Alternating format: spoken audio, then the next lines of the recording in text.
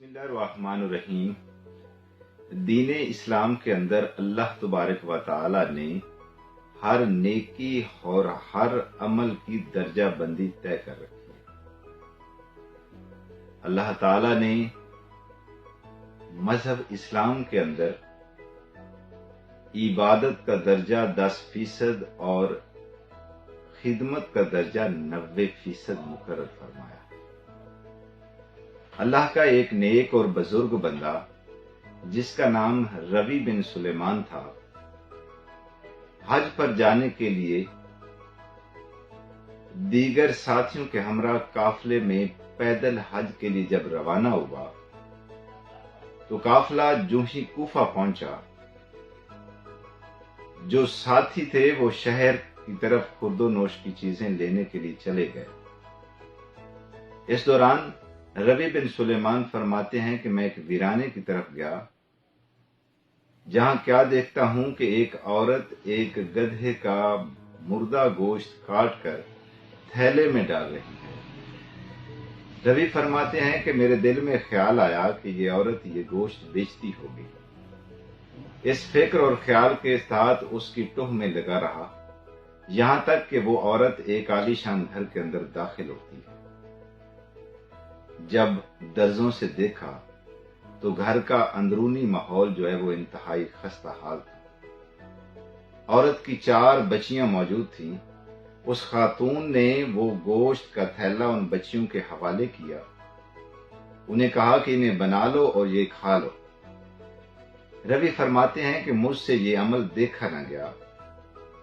میں نے اس خاتون سے کہا کہ اے اللہ کی بندی، مجوسیوں کے ایک فرقے کے علاوہ کسی بھی مذہب میں مردار کا گوشت جائز نہیں ہے۔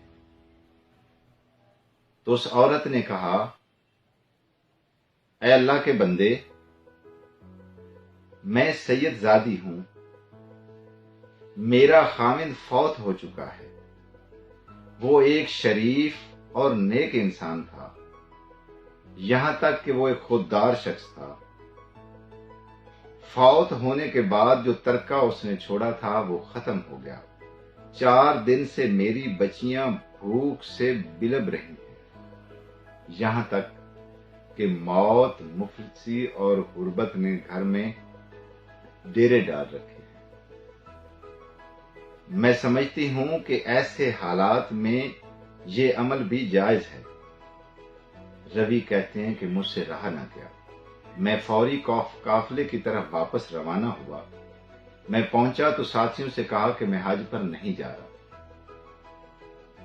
روی نے اپنا سامان 600 درہم اپنے ساتھ لیے شہر کی طرف روانہ ہوا، وہاں سے کچھ آٹا خریدا اور جو درہم بچے تھے وہ اس سامان میں لپیٹ کر اس عورت کے گھر پہنچا دی۔ عورت نے دعا دی، اے اللہ کے نیک بندے، تجھے اللہ کے نبی کا دیدار ہو، تمہارے جو دل میں خواہش ہے وہ پوری ہو جائے۔ اس خیال کے ساتھ روی واپس آتا ہے۔ قافلہ حج کو جا چکا تھا، وہاں ٹھہر جاتا ہے کہ جب حاجی واپس آئیں گے تو ان سے اپنے لیے دعا منگواؤں گا۔ جب پہلا قافلہ واپس آیا تو میں نے کہا، اے حاجیوں، میرے لیے بھی بخشش کی دعا کیجیے۔ انہوں نے کہا، بھلا یہ کیسے ممکن ہے کہ ایک حاجی دوسرے حاجی کے لیے دعا مانگے؟ میں نے کہا، میں تو وہ بد نصیب شخص ہوں کہ جسے اللہ تعالیٰ نے حج کی استطاعت ہی نہیں دی۔ تو اس نے کہا، اے اللہ کے بندے، ہم نے خود دیکھا ہے کہ تو خانہ کعبہ کا طواف کر رہا۔ میں اس فکر کے ساتھ اس انتظار میں تھا کہ دوسرا قافلہ بھی واپس آ گیا۔ جب میں نے ان سے کہا کہ میرے لیے دعا مانگیے تو انہوں نے کہا کہ کاہے کی دعا؟ آپ تو خود ہمارے ساتھ حج میں تھے، یہاں تک کہ آپ مکہ میں بھی تھے، آپ مدینہ میں بھی تھے۔ اس دوران ایک حاجی بولتا ہے، کہتا ہے کہ روی، جب ہم باب جبریل سے اکٹھے نکل رہے تھے تو آپ نے مجھے یہ تھیلا دیا تھا، یہ اپنا تھیلا جو میرے پاس امانت تھا یہ بھی لے لو۔ میں نے حکمت اور دانائی سمجھتے ہوئے اس تھیلے کو لیا، اس فکر کے ساتھ کہ شاید اس میں اللہ کا کوئی راز ہو، تو آہستہ آہستہ گھر کو چلا گیا رات ہوئی سو گیا، جب خواب میں میرے آقا صلی اللہ علیہ وآلہ وسلم کا دیدار ہوتا ہے تو اللہ کے پیارے نبی فرماتے ہیں، اے روی، ہم آپ کو کتنی شہادتیں دی کہ آپ نے حج کر لیا ہے۔ اللہ تعالی کا وہ بزرگ بندہ ایسے حالات دیکھ کر خوش ہوتا ہے۔ اللہ کا نبی فرماتا ہے کہ جس عورت کو تو نے اپنے درہم اور مال و متاع دے دیا تھا اور اپنی خواہش کو اللہ کے سامنے قربان کر دیا تھا، تو اس وقت اللہ تعالیٰ نے ایک فرشتے کی ڈیوٹی لگا دی کہ قیامت تک تو روی کی شکل میں بیت اللہ کا حج کرتا رہے گا، جس کا ثواب روی کو پہنچتا رہے گا۔ دوسرا، یہ اشرفیاں جو تمہارے پاس تھیلا ہے اس میں سونے کی اشرفیاں ہیں، وہ بھی جا کر دیکھ لو۔ جب بیدار ہوا تو دیکھا وہ تھیلا جو ہے اس میں جو اشرفیاں تھیں وہ سونے کی تھی اور 600 تھی۔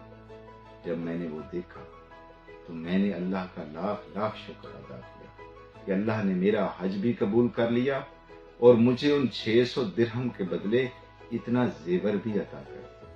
تو اللہ تعالی دین کے اندر جو عبادت ہے اس میں خدمت انسانیت کا درجہ بہت افضل و اعلیٰ سمجھتی ہے۔ تو اس میسج کے ساتھ کہ دین میں خدمت کو جو زیادہ عزت دیجیے، اس میں ہی تمہاری بقا